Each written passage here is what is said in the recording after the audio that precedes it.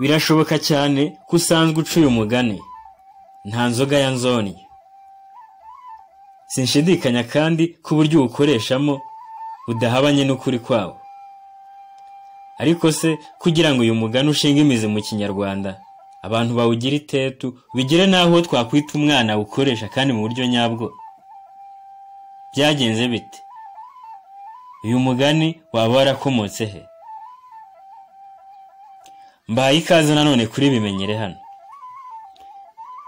Uyu mugani bawucira ku muntu usuzuguritse, baca amaco yo kwirozonga icyo agamije kubaha.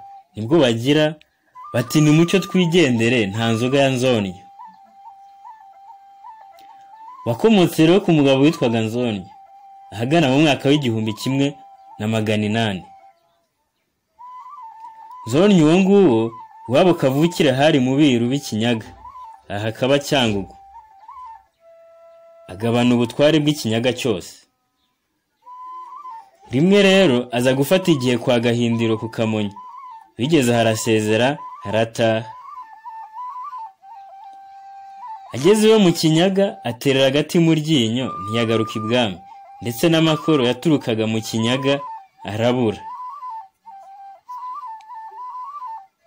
Bibaye bityo abagabo b'abiru batuye mu Kinyaga baboneraho umwanya wo kureguza Nzonyo bagira ngo anyagwe, ndetse n'ibirimba atangwa apfe babone ubugabane ibye.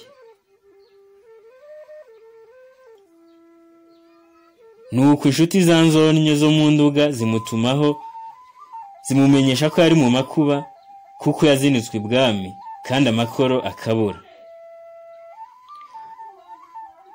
Nzonyo abyumvise aherako akoresha Ikinyaga cyose inzoga zo kujyana ibwami. Amaze gutarisha no kwengesha atata inzira aza kuziteguriza. Ageze ku Kamonyi abonana na Gahindiro akoma yombi ati Nyagasani ndaje kandi ngufitiye amaturo n'amakoro. Gahindiro arishima, abwira abahungu bari kumwe ko bari butaramire ku nzoga za Nzonyo. Ategeka n'abacanyi guteganya umuriro mwinshi ikambere, ati nkeri irararwa. Byose biteganyirizwa umwanya.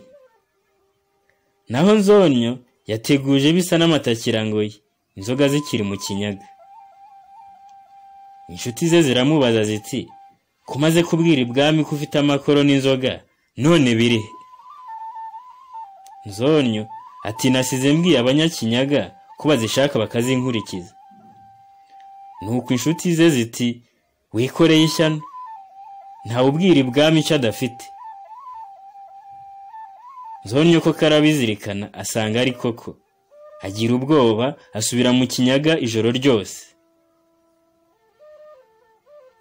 Ibwami rero ikibariro cy'igitaramo kigeze, inteko irakorana, baricara bategereza Nzonyo n'inzoga ze.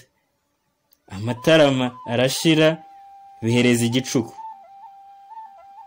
Ijoro riviyirigiye, inkoko ya mbere ikubise ibaba, bamaze kurambirwa no kuziguruka inzoga za Nzonyo, bajya inama yo gushenguruka. Biba bityo, abataha barataha, abararira barararira. Ishengero ryikubura rivuga ngo nta nzoga ya Nzonyo. Aho Nzonyo abungukiye rero, inkwenene bayivaho baramuseka, basubira muri rya jambo bashengurukanye, babihindura ibitwenge bishiriraho.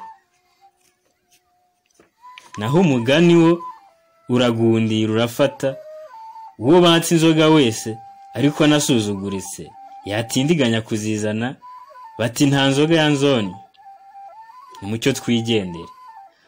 Aha baba bashaka kuvuga ko nakuwo kumutegerezaho inzoga cyangwa kumutegerezaho ikindi kintu ari ukwandagara, ari ukubura uburyo.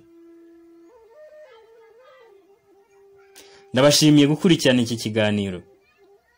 Bibutsa kandi ko n'ibindi bitandukanye bijyanye n'ibirari by'insigamigani, amateka y'abakera ndetse n'ibindi bihangano bitandukanye uzakomeza kubisanga kuri urubuga rwacu Bimenyere hano. ndabashimiye.